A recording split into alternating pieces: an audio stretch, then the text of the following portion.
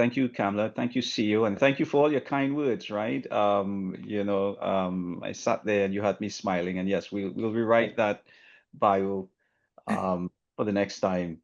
So it's been an exciting first day and a good start, excellent start to the second day. So once again, everybody, welcome to day 2 of the CCGI's 6th Global Conference, focusing on geopolitics, AI, ESG, and sustainability. Today, we are focusing on the elephant in the room, um, AI, right? It's on everybody's lips, everybody's tongue. Everywhere you go, it's AI. On the news, every day, there's something happening with AI. And so, very, very happy to have this very esteemed panel, talking about AI governance and the crisis of trust. And yes, there is a crisis of trust. We will try and uh, get to the bottom of it today. But happy to have Ravi VS, CEO and founder of Invictus Leader.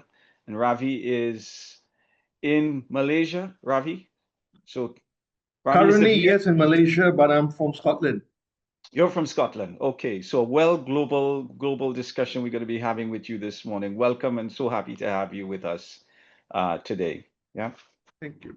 And let's I'm looking at the pronunciation again. It's always going to get me, so I'm going to be apologizing in the beginning, Mpho, in terms of the pronunciation. But we have Mpho Kgosietsile, Managing Director of Wise Leadership, and Mpho is in Botswana.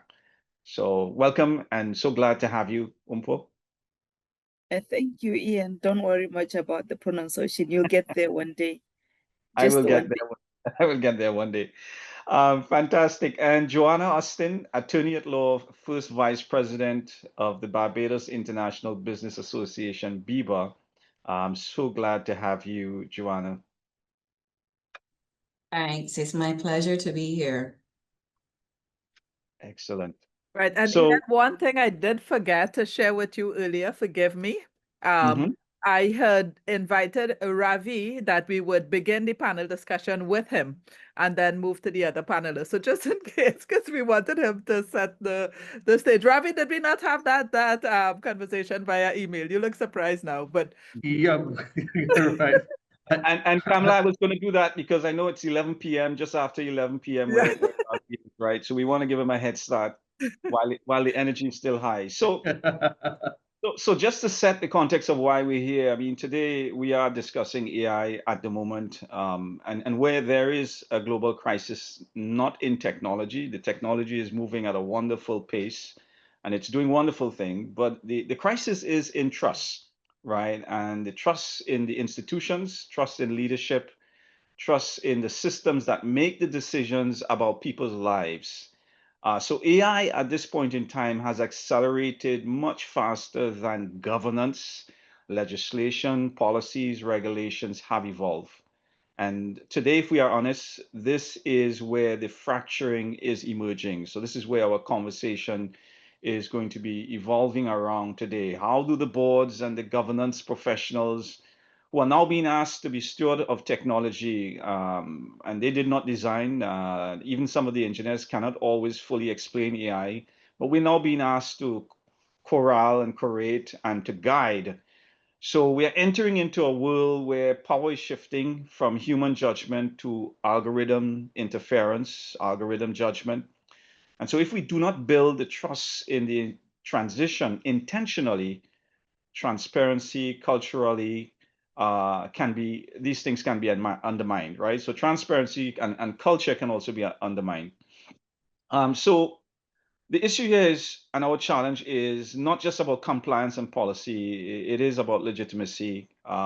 It is about, especially in the emerging markets and small societies like ours, which we're hoping to get the assistance and the insights from Ravi as well, and Mpho.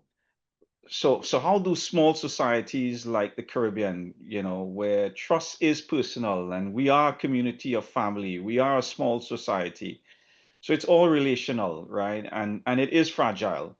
And I say this particularly now because over the past week, I don't know how many of you have been paying attention to what has been happening across the globe. where all of the major corporations,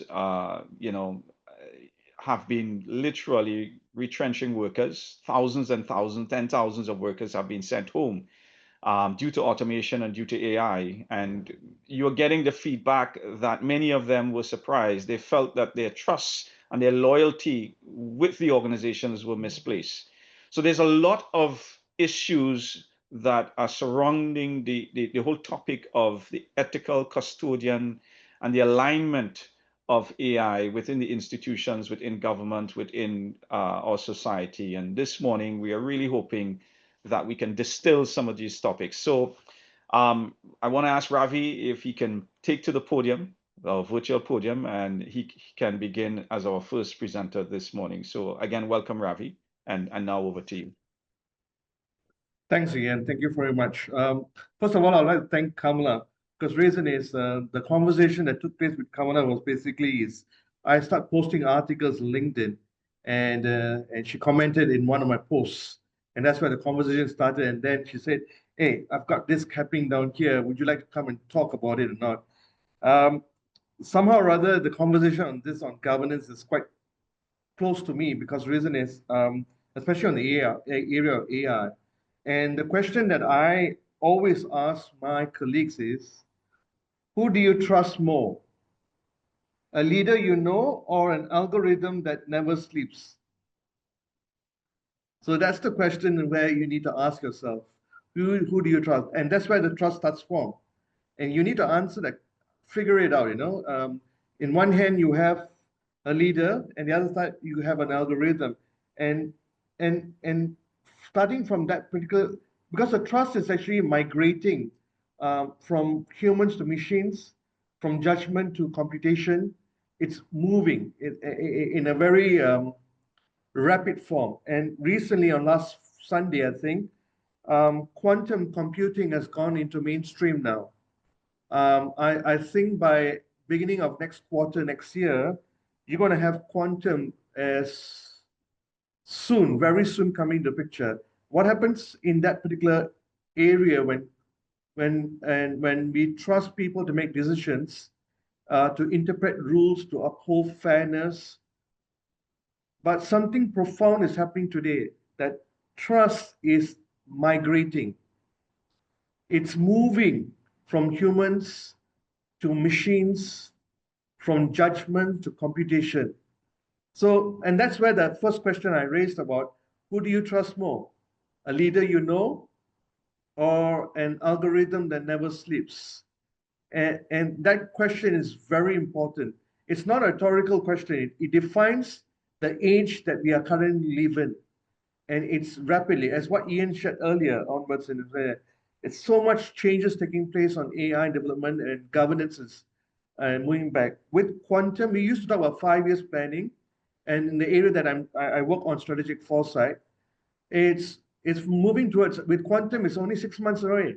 Things will change within 6 months. We used to rely on institutions. We now rely on intelligence. And we rely on artificial intelligence. We used to trust on conversations today. Today, we trust on computation. Decisions once grounded in dialogue now emerge from data models. Policies have become predictions. The world runs less on consensus and more on code. And that's where the problem starts. And that's because algorithms optimize for efficiency, not for ethics. When they fail, accountability scatters across developers, data sets, and departments. In that diffusion itself, trust becomes to erode. And when trust breaks, let me illustrate this better. In the US, a predictive justice tool called Compass was used to assess an accused person might re-offend. It was meant to make justice objective, free from human bias. Instead, it gave higher risk scores scores to black defendants than to white defendants with similar records. The algorithm didn't intend racism, but it inherited it from the data it was trained on. Right? Then in 2019, we had another issue about Apple Card. Two people with identical income and credit histories, husband and wife, received a vastly different credit limits. The only difference was gender, and Goldman Sachs said this: the algorithm doesn't discriminate, but the outcomes did. And across governments worldwide, we now see citizens governed by black box systems, predictive model deciding eligibility for welfare, healthcare, even education. Without explanation or recourse, each of these examples exposes a truth. Systems designed to move bias often encode it more deeply. And that's where the challenge takes place. Where do we put the trust now? And governance without foresight, that's where the change, that's where the pain comes in. Governance needs to have foresight. And the issue isn't just technology. It's the traditional governance it's reactive and rule-bound. It ensures compliance, but rarely consequence awareness. The earlier conversation that we had, you need to hire the right people as the board members and people in charge on that. It's not easy. It's not that easy to do that. The boxes after the fact that, and what, like give you an example, the Boeing 737 MAX where 346 people died. The reason why the entire collapse of that plane was because it didn't have foresight. There was governance, but there was no foresight in it. And that led to even ChatGPT, for example, millions regulated, even EU AI Act can't even catch up with ChatGPT. It's so far behind. The gap between governance and innovation is no longer measured in years. It's measured in decisions happening every second. And that's where I think the challenge is going to fall off. I will stop here, Ian, because reasons I've said much about it, and I'll leave this in this particular angle. Yeah, I get the feeling, Ravi, you were just warming up, right? We were just about getting into it, because you've hit on a number of key points there, which I think when we begin the discussion, we'll come around to it. But thank you so much. I mean, that has really provoked some thought processes, and we are now connecting the dots in terms of the reality of where we are, right? And the gaps, the impact of the governance, legislation, regulation, those gaps, and it's widening. So, all right, let's move on and let's invite Mpho to the microphone. Mpho, we look forward to your presentation. Over to you. Thank you, Ian, and thank you, Kamla, again, and the team for inviting me to this year's conference. I'm just looking at maybe just borrowing from Ravi's presentation. Most of the questions that I had, or really keynotes that I had, is the rapid movement or transition of the technology itself, going beyond, the movement or the progression of regulation and policies, and the trends that are swiftly moving. We're always playing, I think at this moment I would say, playing catch up, and I think it's time that we really acknowledge that AI is here to stay, and it is the future. I think somehow when you look at the disparities, we still maybe think that AI is something that's going to maybe in the future not really be that active. There's a certain group that would think that. But then the younger generation has embraced AI in a different manner. For them, it's like their day-to-day go-to tool or technology, and they make decisions based on AI. And if you're talking about decisions moving from human to machines, you'd notice that with the younger generation, they don't want to think. They want to have the easiest solution that they can get. So then two things that I'm thinking of in terms of individuals. What is it doing to our own minds and intellect that we have, that we need to apply on a daily basis? How are we going to pivot and start admitting or realizing that AI has the potential to be more intelligent than us if we don't also move at the same pace in terms of applying ourselves and becoming as maybe firstly as intelligent, as innovative as we could, moving in the same speed with AI. Because I don't know how possible that is, but I think at some point we need to get to that acceptance that things are moving quite fast for us, and we need to at least try to be as fast as possible. Now, going towards the boards, those that govern organizations, decisions are made based on algorithms. They don't have the human feel of it. So then it challenges the board to say, are we going to just make decisions based on AI, or are we going to apply ourselves? So if we are going to apply ourselves as well, bring in the human factor, balance the human and the machine factor, how are we going to do it? The reality is that we are dealing with boards that don't necessarily are aware or have much knowledge on AI. And just the previous panel was talking about how bots needs to be trained, and sometimes it seems like it's we're saying the same thing. It's literally just on repeat.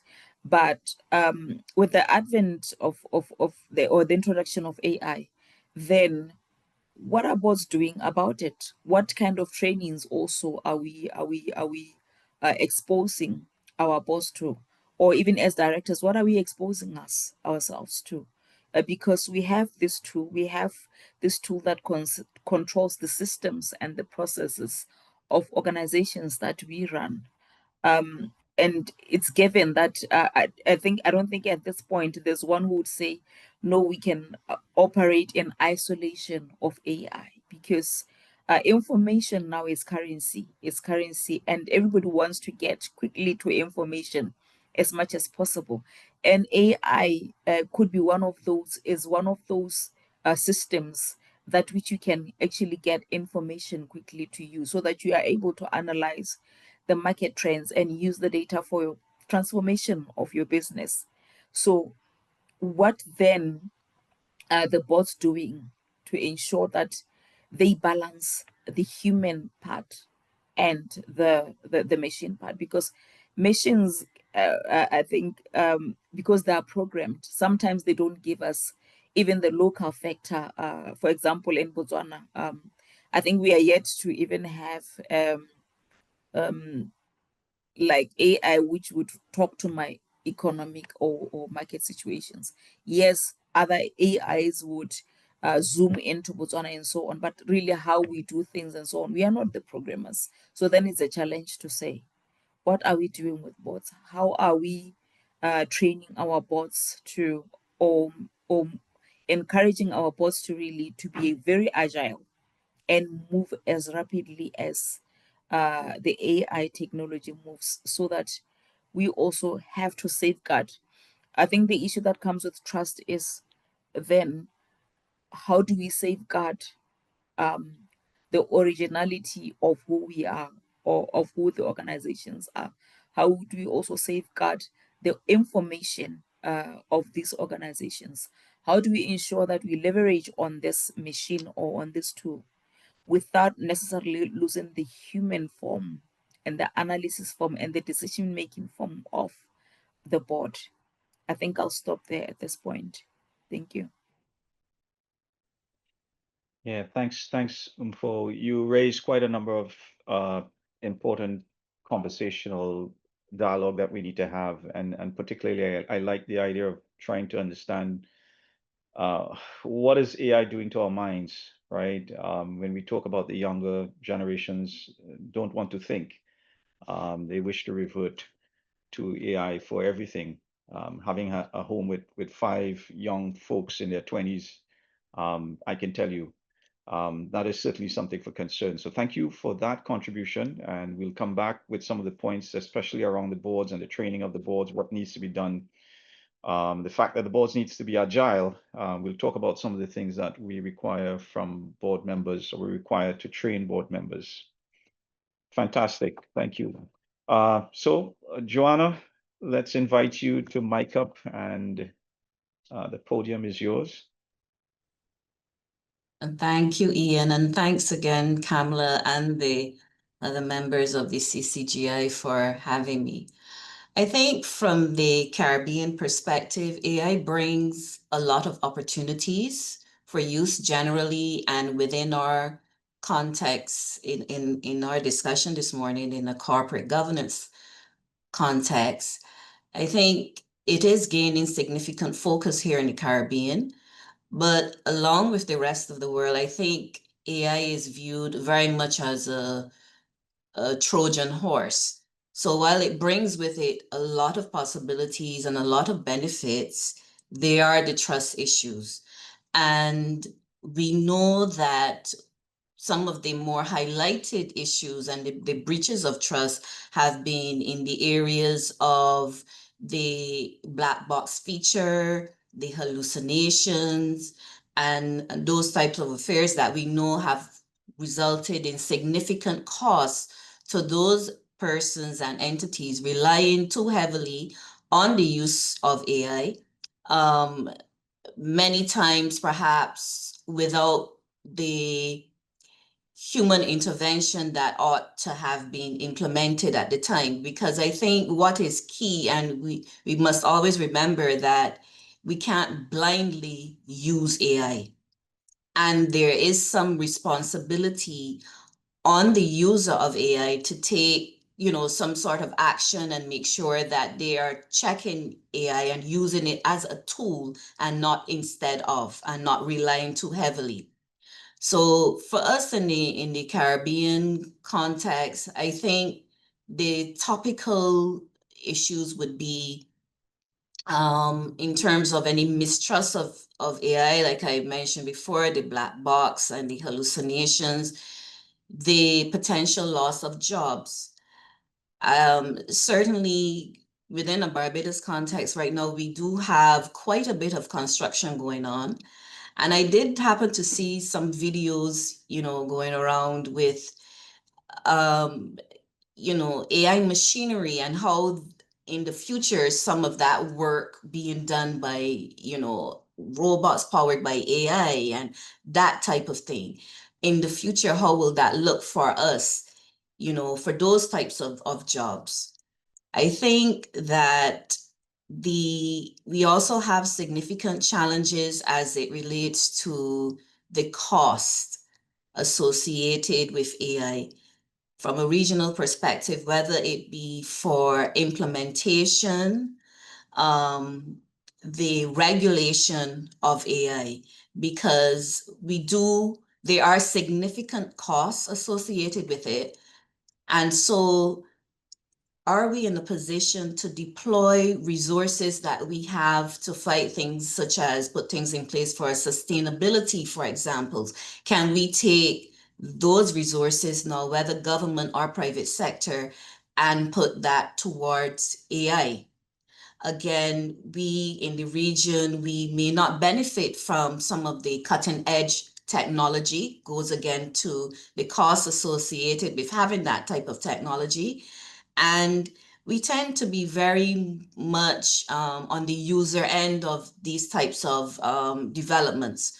So we are users of AI already developed in the larger countries. So there is a degree of apathy, I think, around regional users. This is another thing that we just either, we have no input in.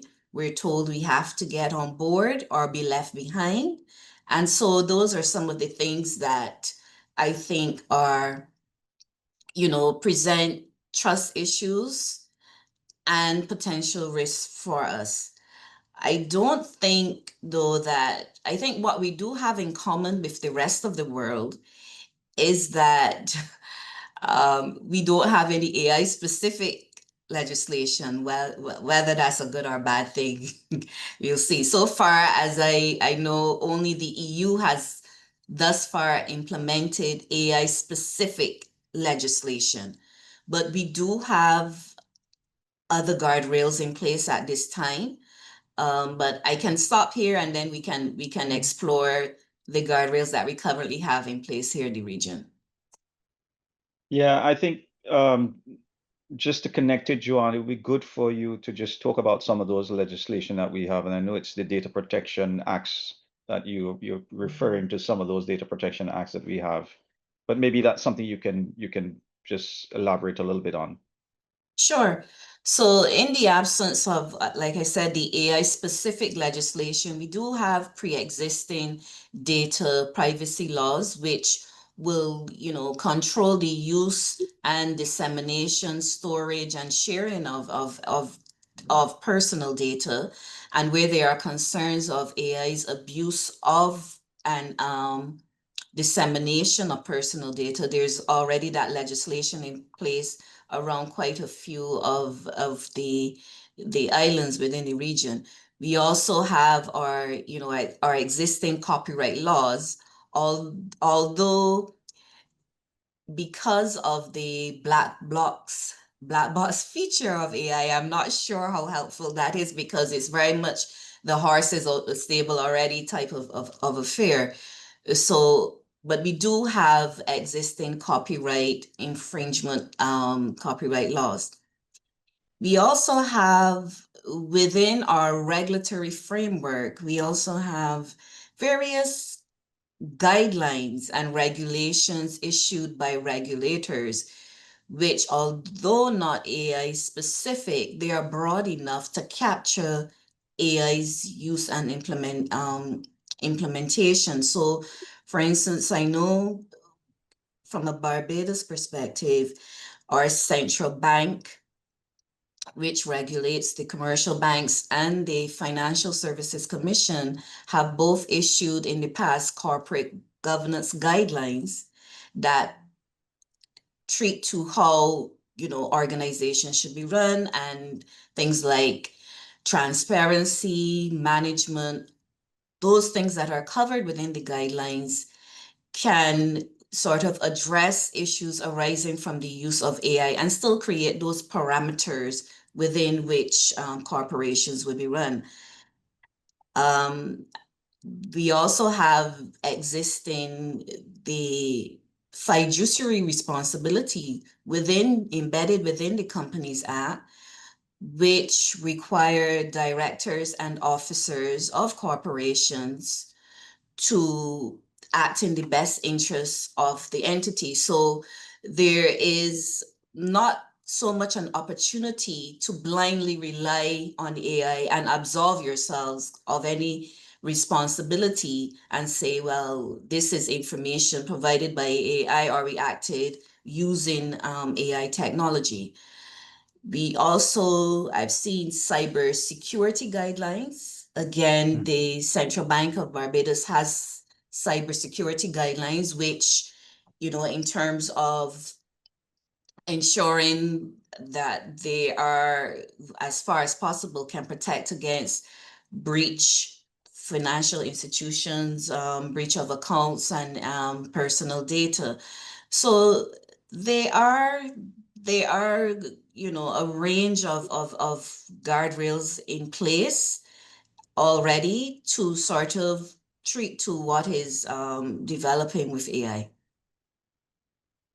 Yeah, thanks for that. And I think you know, the challenge for the region and for businesses in the region, again, as we seek to adopt AI, is going to be the access to AI models and AI systems in the absence of regulatory and legislative frameworks to protect the AI intellectual property.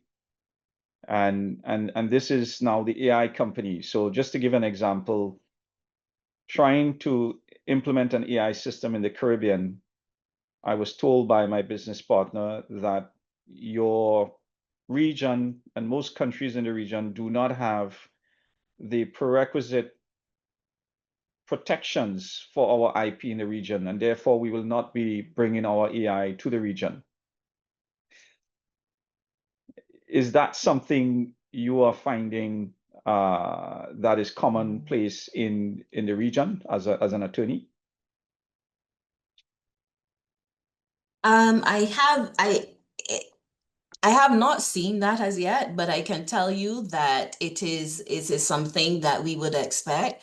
I recently attended the University of the West Indies Caribbean Commercial Law Workshop, where this year's theme was AI and the various elements of AI, from IP to ethics, across a 2-day session. And these are issues that were raised that, potentially we could have challenges with, because where we lack the framework and the fact that our regulators need to get cracking. They need, even in the absence of the legislation, because I think that the way technology is moving, there's a risk that you don't want to be too rigid with your legislation. It must be flexible in order to work with as things progress, because what we put in place today will not be as relevant, a couple months from now. So there is that need. There has been a call for instance, regulatory sandboxes, and which would also lead to, buy-in from the populace to the use of AI, because we expect that once parties see that the regulators have taken steps to introduce these guidelines, then the industries will come along, then the private sector will come along, then government will come along and put the other stakeholders, they would then put the systems in place. Yeah. Yeah, thanks for sharing that. I mean, this is ground zero, right? So we are very excited about AI in the Caribbean. We believe that there are a lot of possibilities and opportunities.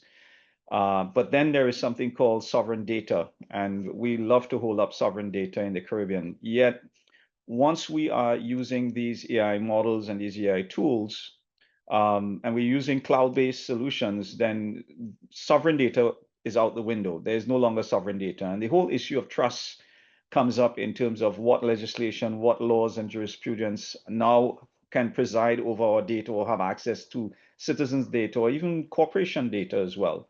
So Ravi and Mpho, I was just having this discourse with Joanna to give you a bit of context so that you can now give us some insights in terms of how we should be addressing these issues as a region. So we're not going to be allowed to implement sovereign AI systems because of weak legislation in terms of intellectual property frameworks, etc. And we might be forced to use cloud AI systems. So how do we protect the data, and how do we ensure that the trust is built in, and the transparency is built in? And how do we communicate that to users, also to governments who are providing services? You see the crisis that is emerging for the Caribbean because of the lack of modern and first world legal frameworks.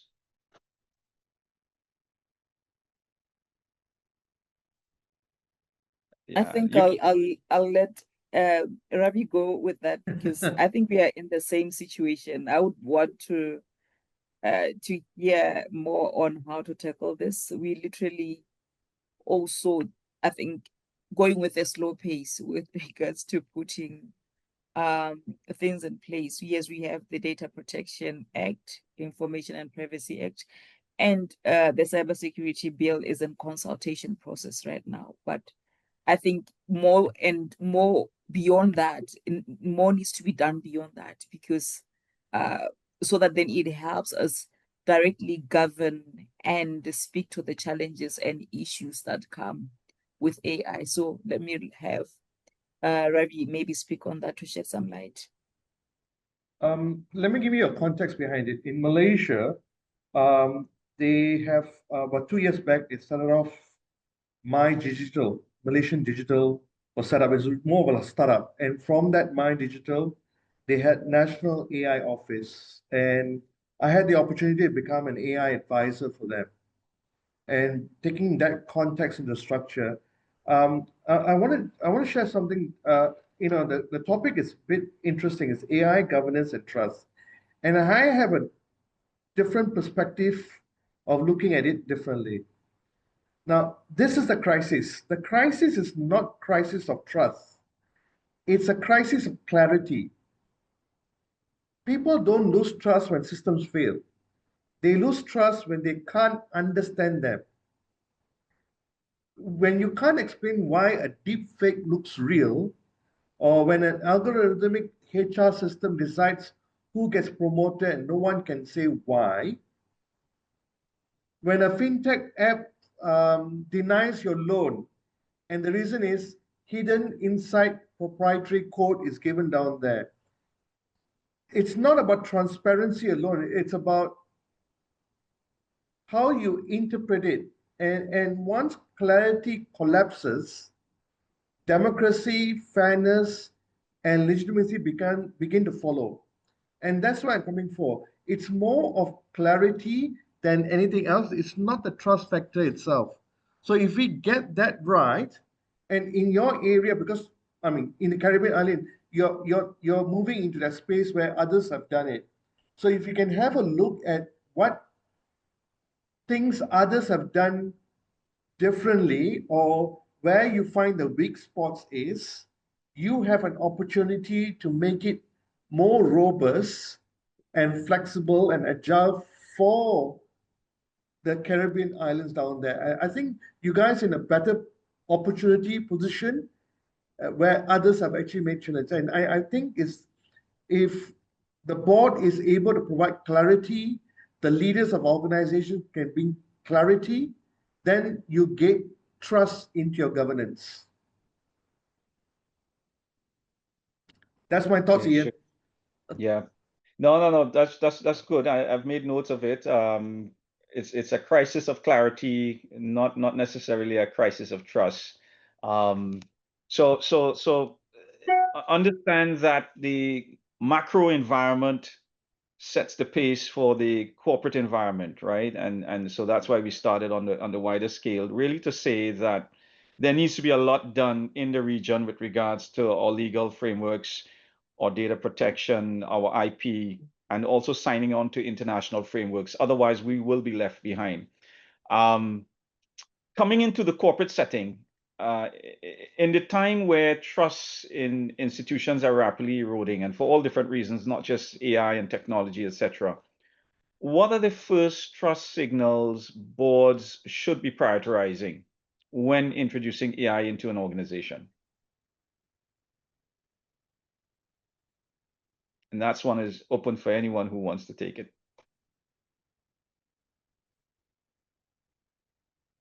Could you repeat that, Ian, again? It's an interesting question. Yeah. What are the first trust signals? So what should boards be, as you say, clarity? There's a crisis of clarity.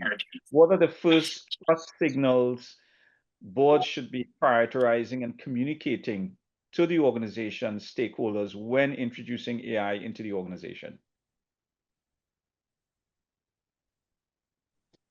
Let me take this. The reason I think how we interpret leadership, I think it's how we redefine leadership. You see, machine computes, provides data. It's about the leader who are able to interpret that data, and that's where the key lies in. Leaders have to evolve.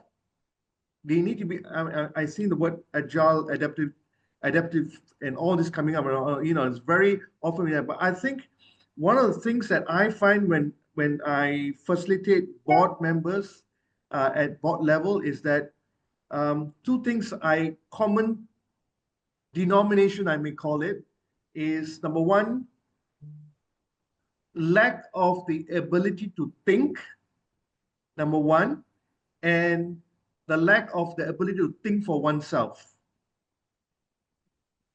And that seems, if you are able to enhance that particular skill, I think that you will be able to bring, as a board member or a governance part, more clarity, and that's where you gain more trust, in my perspective. Yeah. Thanks, Ravi. Joanna, you want to add to what Ravi said? No, I can add that. I think demonstrating structure around the use of AI and structured oversight. So, for instance, the implementation of an audit committee, with the introduction of the use of AI within an organization would signal one, that the board is taking the use and implementation of AI seriously, and that also triggers within the organization, how AI should be viewed. And I think that leadership from the top, that signal from the top, is really critical.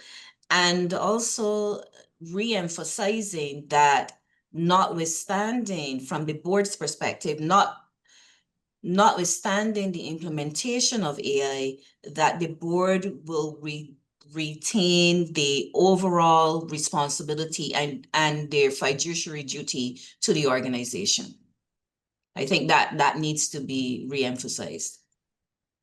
So in a similar way that you have an audit committee, a governance committee, you are saying that there should be a committee that is looking at the implementation of AI within the organization, and also understanding the impact that it can have throughout the organization. Yes. Positive and negative. Yeah. Yes. Particularly for large organizations where there's so much personal data, and the breaches can be so significant, like banks and, insurance companies, etc. So I think those types of institutions would be primed for the implementation of AI audit committees. Yeah, I couldn't agree with you more on that. Yeah. Sorry, Ian, I need to. Okay, I've seen this. I've seen boards shortlist CEOs candidates using AI. The top candidate excelled in performance metrics, but the algorithm couldn't assess integrity or empathy. What do you do then? I think I can come in with regards to maybe the question that you asked, Ian, and then probably on to Ravi's concern as well. Boards really need to demonstrate understanding first, because you cannot really sell, if I may call it, an idea to stakeholders that which you don't have buy-in on yourself, that you don't understand. So there has to be a lot of investment into understanding these tools, and even understanding the one that which is relevant even to your organization or your business, and the environment that you are operating in as well. So they have to dig deeper than just saying, or maybe acknowledging that there is AI and we have to use it. But then what are the reasons for using it, and who are the stakeholders that we need to engage. And then the second thing would be exactly that, to communicate to the stakeholders, both internal stakeholders, who are the users, and then the external stakeholders. They are the consumers of the data that is produced by that company. They are the consumers of really, they're the ones seeing or witnessing everything that's happening with that company. They may have questions with regards to the actions taken by the board in that company. So they would need to understand exactly whether this board understands or is informed and empowered to make decisions, in parallel or with AI. It's not really in parallel, but really using AI, and then the assurance that they have to provide as well, to say, we are sure of this tool. I don't think anybody can be 100% sure, but when you apply yourself, at least it would show that you have really tried to exhaust, all means to be able to understand the tool. But then also the assurance of independence of mind, to say, yes, we have this tool, but on a personal, personally, like now going on to what Ravi has said, as an individual and as a board, do we make also decisions that are independent, showcasing that yes, we acknowledge the use of AI as a tool that informs us, but then we also apply ourselves into the decision making. Our thoughts are into the decision making. We are not just leaving it to the tool itself. So those are also just the things that I ask myself in terms of what Ravi is saying. So if a CEO is to be hired just based on algorithm and data from AI, and some people have mastered that, people knows exactly what to feed AI for it to come up with the right or desirable results that they want. So where is the personal touch or the human touch of that board? Because over and beyond machinery, there's the human characteristics, that we need to look at when we consider a leader. It's not just about maybe the answers. Believe you me, even in an interview, somebody could be excelling quite well. It's a physical interview.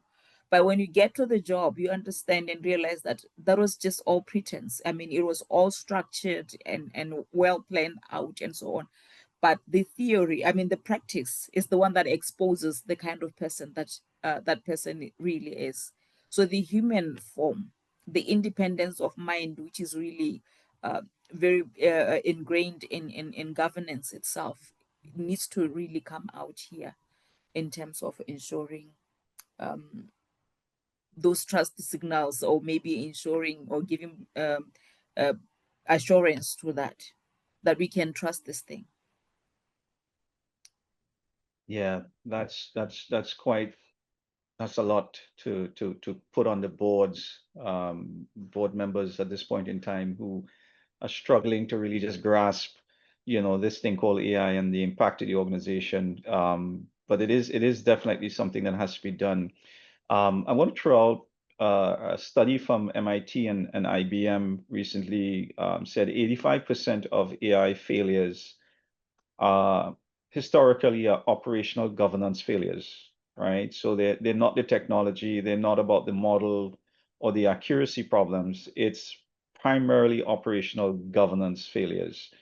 So it fails because the data quality is poor, because the change management fails, because the organization cannot adopt.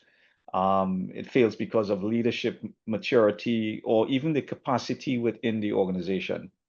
So looking at this study, which is obviously based in a number of the innovative technology adoption models, this is colossal in trying to understand why AI fails.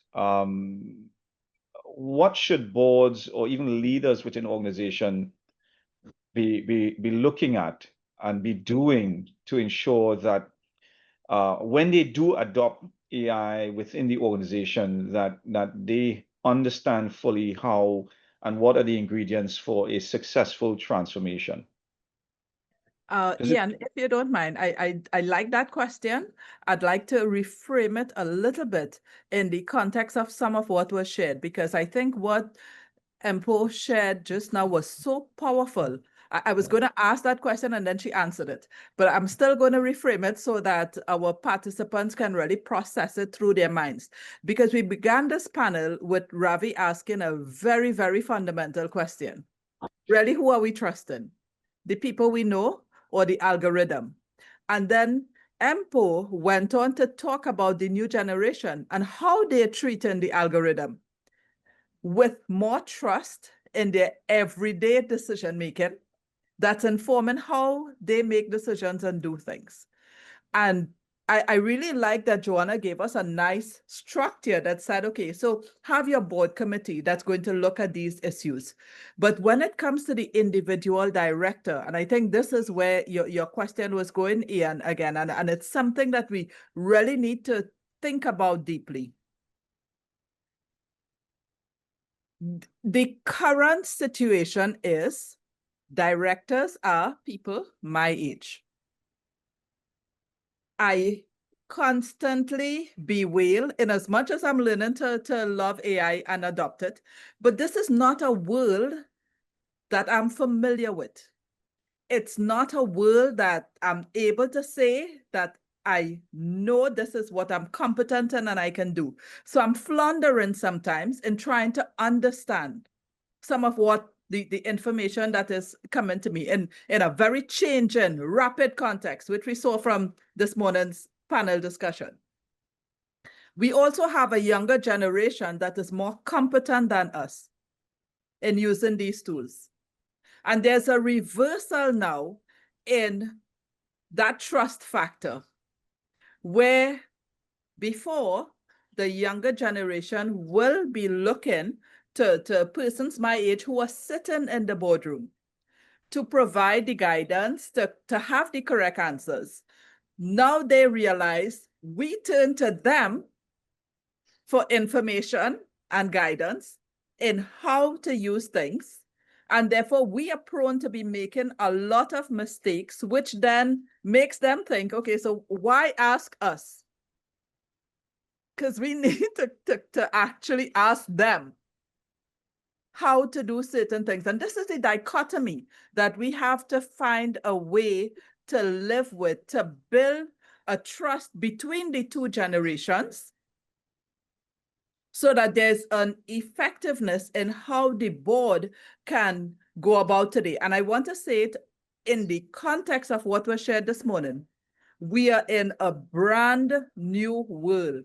There's an opportunity that exists at this moment to reframe and redesign what our corporate strategies are, what our business models are like, and therefore, how do we ensure, and this was your question, Ian, how do we ensure that we are doing it in a way that is taking into consideration all these many factors so that we build trust and we don't continue to erode it because we are operating in a very unfamiliar environment. So yesterday when I went to the TTMA awards function, I was having some discussions, actually, which was some persons from First Citizens at the table. And we were talking about this whole digital development and the fact that Costa Rica is one of those countries which has had to deal with many of these technology issues and have successfully done so. So maybe there's a model we can look at there. Someone else mentioned to me that they went to Estonia. Estonia has built their entire country on this basis of digital transformation that's improving the quality of lives of their citizens. Are these models that we can look at, or our cultural differences are too great to allow us to be able to embrace it? Where do we look for finding the solutions that allows us to take advantage of this great opportunity that faces us to really turn around the way the world currently operates? Well, that was a mouthful there, Kamala. So And it's for Ravi especially, so I'm glad he was moving forward to unmute. Right, okay. And spot on, Kamala, what you're trying to say. But if you look at the Singapore model, right, it's quite interesting. What they did was slightly different. It was an experimenting with something different. What they did was they opened the data portals where citizens can view and even challenge AI-driven policies, and every generation are allowed to give recommendations. That's governance through inclusion, not control. And in universities worldwide, AI can detect plagiarism, but not originality, because moral and creative judgment cannot be automated. So tomorrow's leaders must therefore co-govern intelligence with ethics and foresight. So in a way, what you're saying that if we allow an AI generated policy that comes up, why don't we allow it to the public and get the feedback from them and let the community, it's like co-creation kind of environment that you give, and that's where you build, and when you do that, you get trust.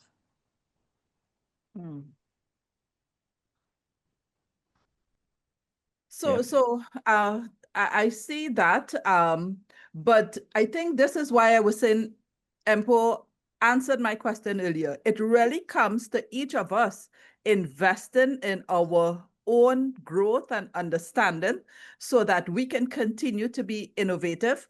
But I think it's also building those relationships that will foster trust, because we're all walking down a road that's unscripted.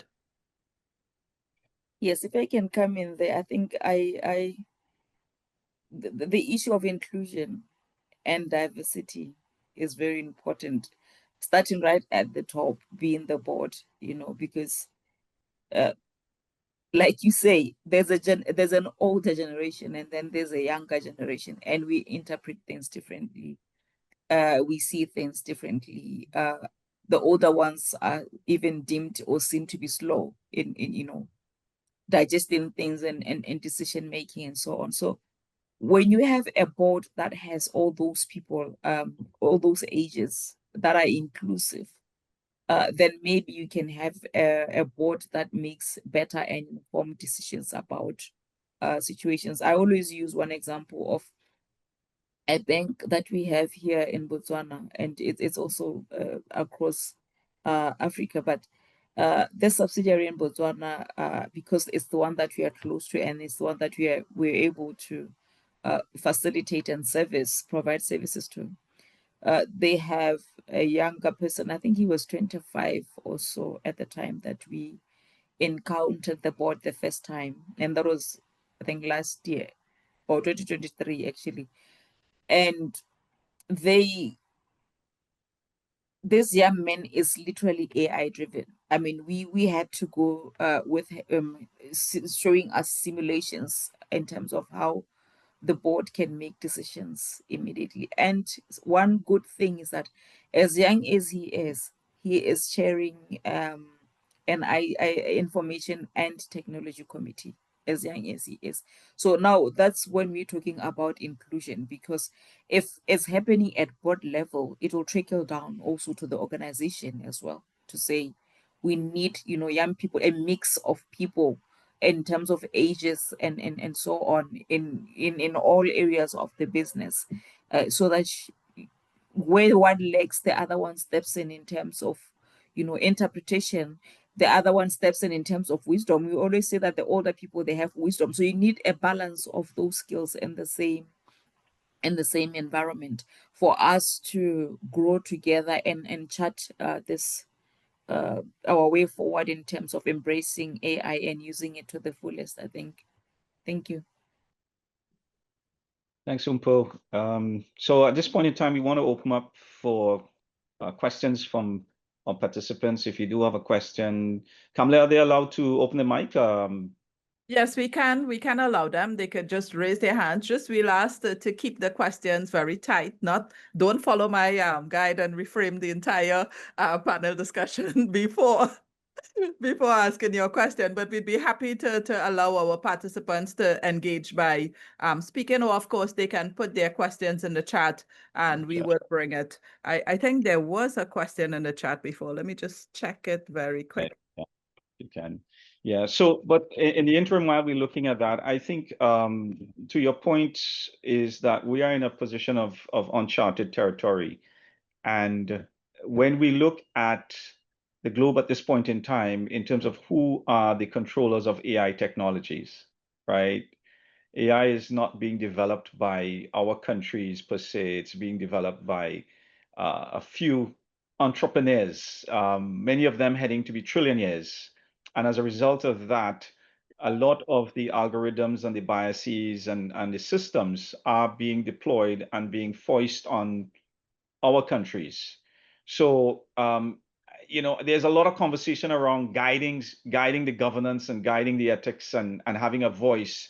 What is the reality when, in essence, you are having to come up against companies such as NVIDIA, such as Elon Musk Group, very, very powerful companies that really and truly, they are just producing and proliferating AI across the globe.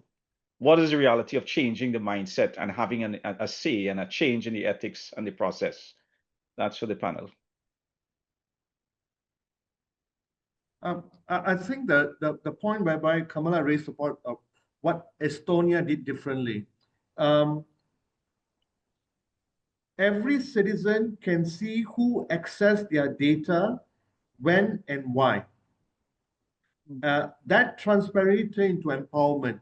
Now, if you do that, what Estonia has done, as what you have said, AI doesn't come, it comes from a different group of people, technology comes from a different group, but if you open it up as transparency as possible, then you are actually rebuilding the trust equation.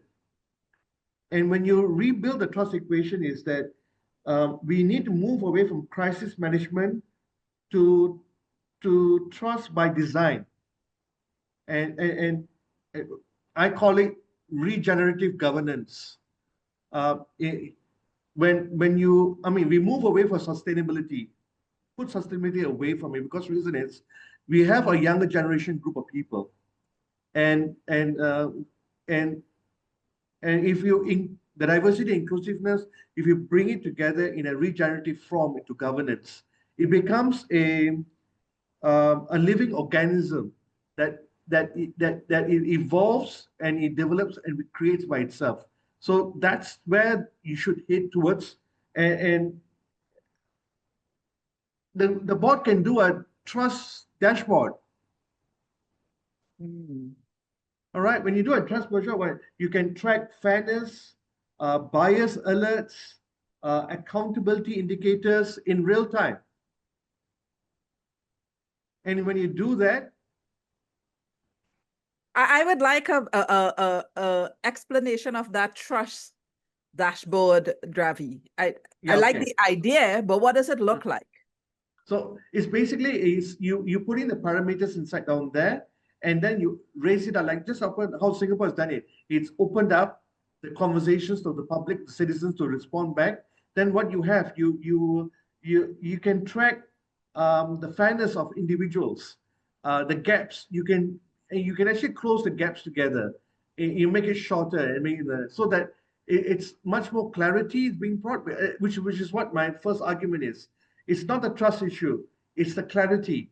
If we are more clear, more transparent with people, then the trust comes to the picture. Okay. So I think I can share the trust dashboard. I'll drop you in how the structure looks like. Yeah, I made a note of that, Ravi. So I think that'd be a very interesting example if you can share that with us. Certainly, but I did make a note of the trust dashboard. I do want to come back to the point of Estonia and Singapore and circling back to the initial discussion that we were having with Joanna in the beginning, where I do think that before we even get to that point, we need to have what is called the enabling environment in the region, right? And that's where the legislation and the policies all come in to be able to provide the enabling environment. So the example you gave, Ravi, of Singapore and open data, right? That is a really good example where the government actually placed the legislation to actually ensure that open data would be made available to the population. And within the first year, there were 100 companies that participated and created several hundred new products and services by just tapping into open data. But the legislative environment had to be there, right? And in itself, that created a lot of innovation, a lot of entrepreneurs, and a lot of industries continue on today. The first time they did that, I think, was in 2014, thereabouts. And today it's now a huge industry in Singapore. Similarly in Estonia. So that in itself, when you talk about the dashboard and the transparency dashboard, again, in Estonia, the legislation is there to protect the individual's data. It is all enshrined within the GDPR, actually, where you have to tell me everything about my data. I have full control over my data. The data belongs to me, although you are processing my data. That is in the legislative framework. So for me, the Caribbean region and what is happening in the boardroom, a lot of it is, again, guided by compliance. Are we compliant with the financial boards, with the financial income tax and all the other regulatory pieces? It's the same type of frameworks we need to have implemented at the countrywide level to ensure that we have those compliance happening in the boardroom. And I think that's the big gap for the Caribbean. And maybe to a lesser extent for Mpho, for you in Botswana, because you're quite a bit more ahead of us here in the region. You have a look on your face. You can open up the mic. Well, I do. Sorry, think- Mpho, before you respond to Ian, I wanted to let him know there's a question from Ulrich Miller, which was in the chat a while ago. So maybe if it's okay, I could read that, and then, because it's very much in line with what you just asked as well. Ulrich was saying, since AI training data is not generally Caribbean relative, and therefore we would be more susceptible to algorithm bias, should boards be more insistent on verification and reference material when AI presentations are brought before it? So to me, that's clear that is what the board should ask for, but then how do you get that verification? So because again, we're dealing with the black box issue. Yeah. So Ravi, Mpho, Joanna, any one of you can take a shot at this. So I think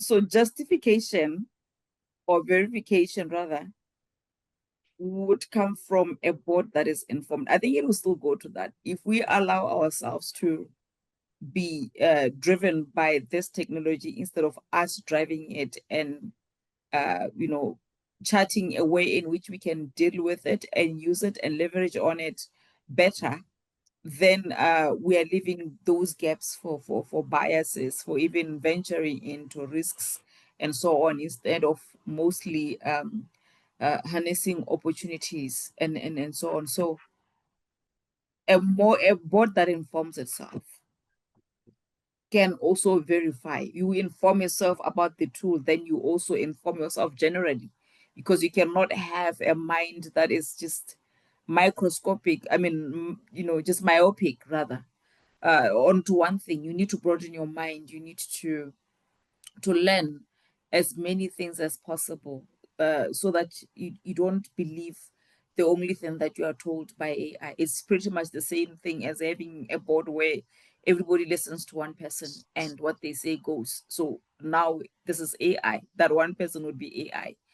How are you going to contest with that as a board and bring a balance into it? And maybe just to say to you, Ian, I think we are on the same spectrum here in terms of trajection, in terms of AI and so on. We are still just open, to these biases and so on, because we haven't really done anything much on the ground to make it our own, But we are watching and constantly watching developments in Estonia and so on, and Botswana has signed a memorandum of understanding with Estonia in terms of, understanding how e-governance in Estonia happens. So we will get there, but still quite a bit behind, I would say. Thanks for sharing that. I think we have I- Dr. Romano's hand I- is up. Dr. Oh, Romano. God. Can I add to that? Sure, Joanna. Sorry, Dr. Romano. Let's hear from S- Joanna. Sorry, before the point slips me, Go ahead.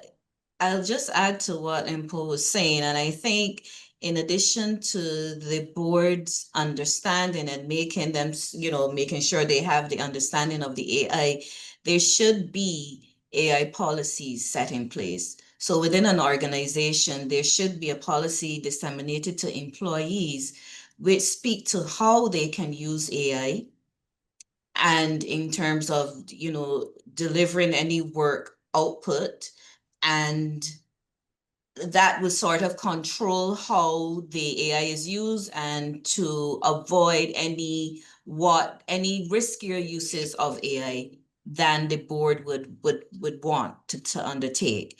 Also, I think there should be some parameters in place for the type of decisions or the type of policies where you would leave to AI. So for example, decisions with an HR element that require the empathy that AI doesn't have. You restrict the use of AI in those instances, and you say, well, in these types of scenarios, that would be perhaps more human intervention and policy decision making versus the reliance on AI. Yeah, thank you. That's very important. Those points that you raised. Thank you, Joanna. Dr. Romano. Good morning, Ian. The name is Nigel. Great conversations, and I want to thank you all for the conversations. Now, I'm an older person, and I use AI almost every day. And for me, there are two dimensions to AI. Are you going to automate AI in the organization to make decisions without review, to guide and that kind of stuff? And the other one is the personal use of AI in performing whatever functions you are tasked with. And for me, I go back, you always question. And you don't, and if so when I use AI, I invariably get at least 50 references. At least 50 references. So the AI is showing me where it got its data, where the sources that it referenced. And I can then go back and interrogate those references. The point I want to make is that an uninformed, not unqualified person using AI is not on. The person using the AI must be competent, qualified, and at least have some basic understanding of what they are finding on. The AI is there as a research assistant, as a reference, not as a decision maker. And any board that abdicates its responsibility to AI to make decisions should be fired. It's as simple as that. So our board that says the AI says to choose that CEO, I will fire them immediately. Because if you're using one reference point to make a decision without doing your reference checks, your background checks, etc., you have abdicated your responsibility. And that is not on. The AI is a tool. It is there to support, not to decide. I just wanted to make that point. Thank you.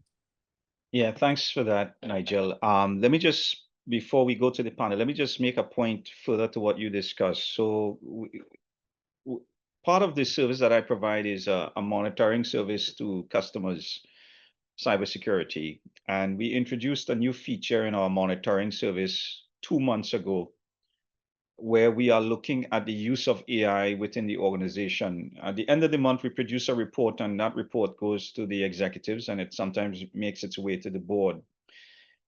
100% of those customers, we presented that report and it went to the leadership. They were not aware that AI was being used within the organization.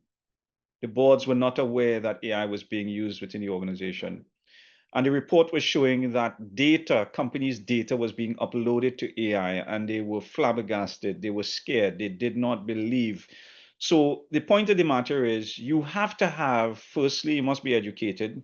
Secondly, you must have policies. Thirdly, those policies must be audited, must be checked to make sure that they're being complied with.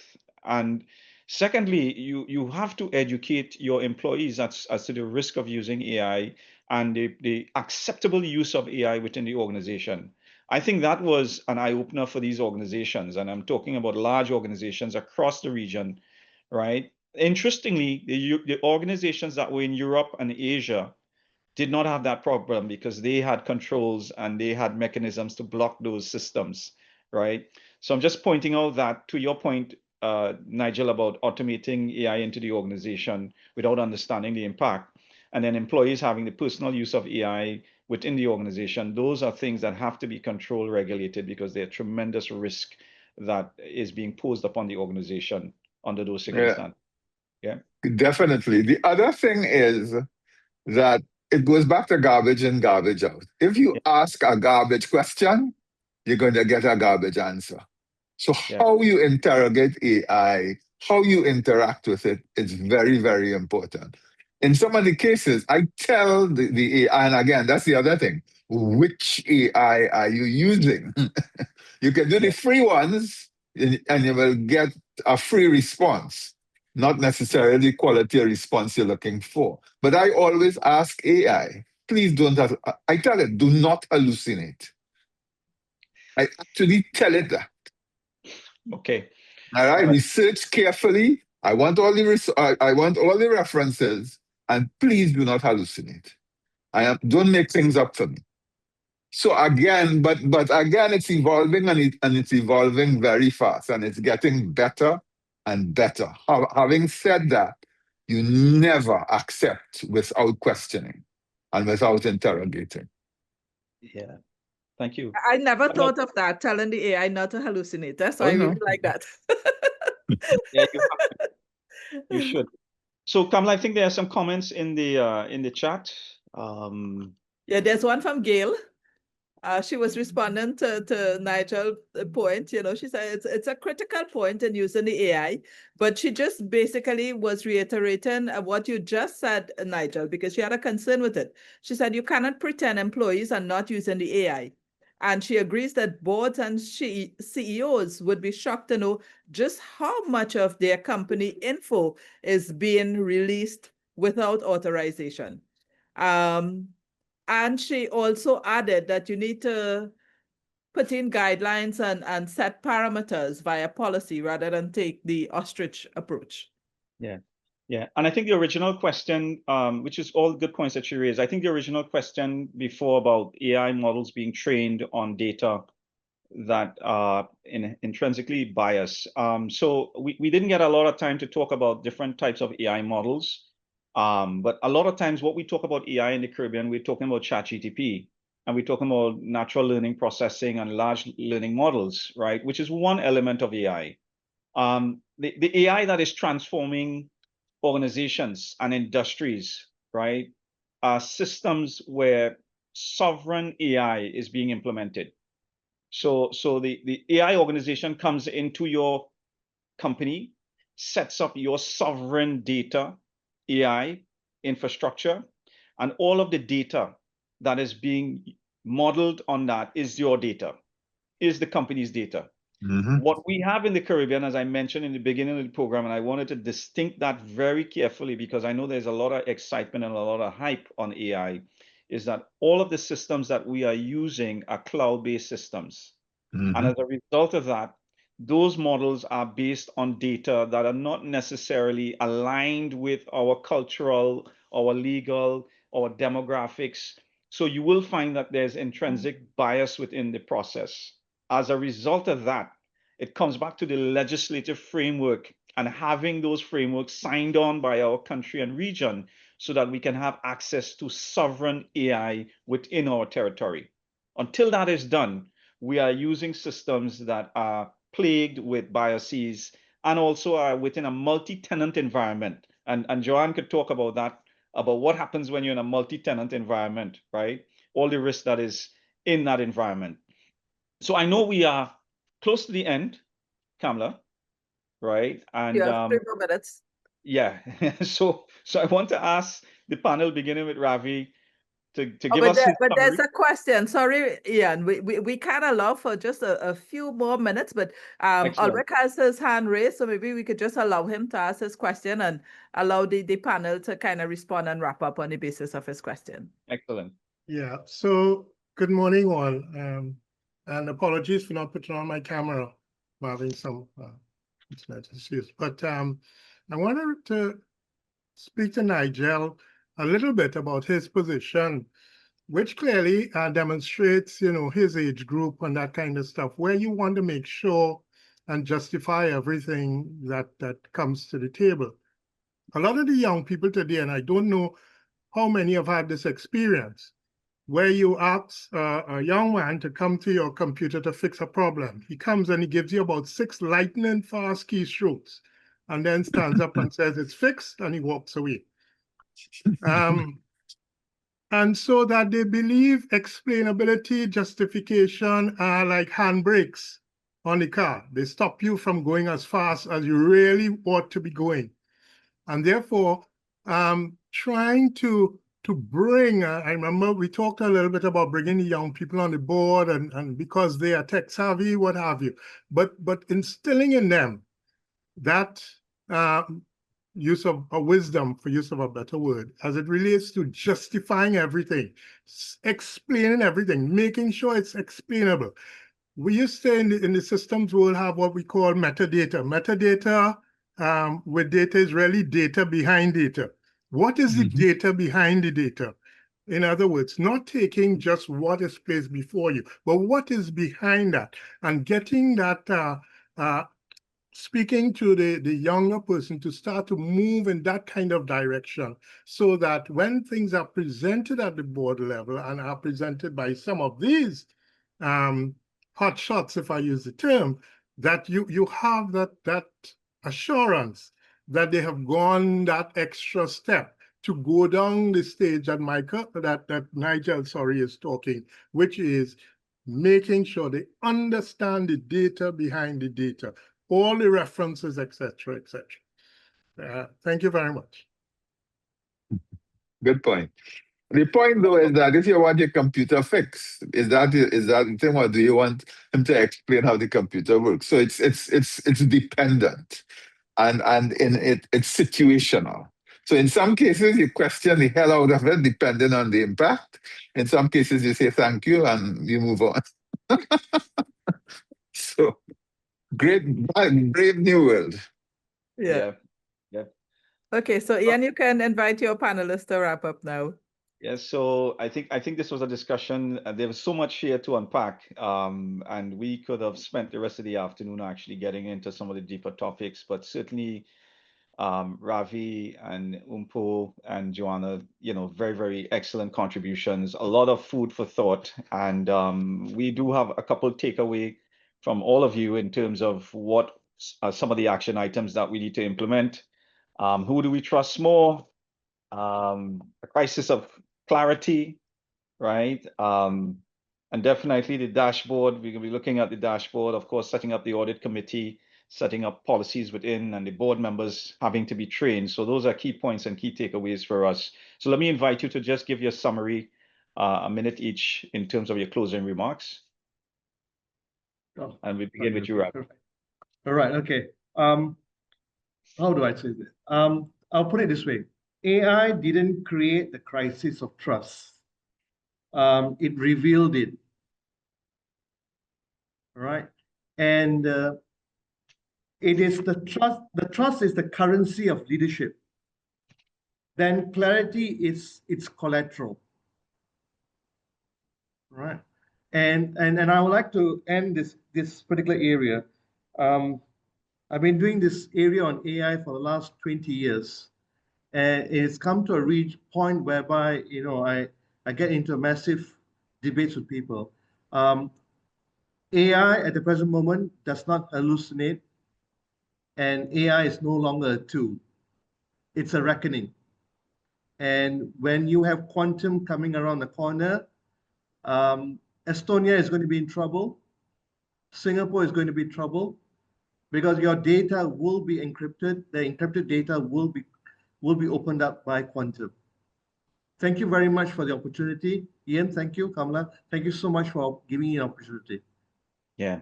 Thank you, Ravi. I mean, that quantum conversation is one that, yeah, we will have to revisit at some point in time, Kamala. We'll have to invite him back, yes. Huge implications for all of us and banks and all of the other techs that use cryptography. Mpho? Thank you, Ian. And I think for me, it's just an issue of maybe realizing that really with the discussions today, it is quite clear that trust is a threat to governance, to effective governance. So we have to get ourselves, you know, bring ourselves to some sort of clarity in terms of what we want and where we are going, given all these potential opportunities and even the risks that are, you know, there. And I mean, imagine Ravi is now talking about quantum and we're still grappling with this particular issue that we're talking about today. I'm just thinking, what's going to happen in the next 2-3 years? What are we on to? What are we will we be facing? So there's a lot of dynamics in this, and we need to also be evolving quite quickly. That's my key takeaway. Thank you. Yeah, thank you so much. So yeah, so all of that quick change and quantum and AI and we haven't spoken about 6G as well, which is another frontier. Yeah, Ravi, another frontier that is going to just bring tremendous change to everything that we know. Thank you so much, Mpho, for your contribution today. Joanna? Thank you, Ian.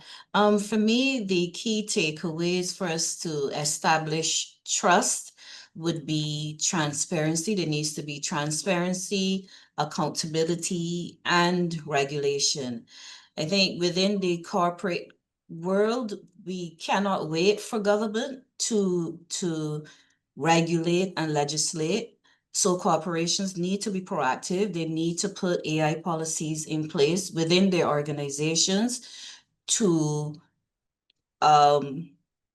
control how AI is being used within the organization. They also needs to be, you know, audits, and like I mentioned, the audit committees being put in place to guard against that. And I also think that we need to be mindful. Directors and officers need to be mindful that they cannot delegate their responsibility to AI. And they don't have the luxury, as the example was given, of young people and their ability to just blindly rely on AI and ask ChatGPT every question to run their lives. Directors and officers do not have that luxury, and they maintain fiduciary responsibility for decisions and actions taken by the company.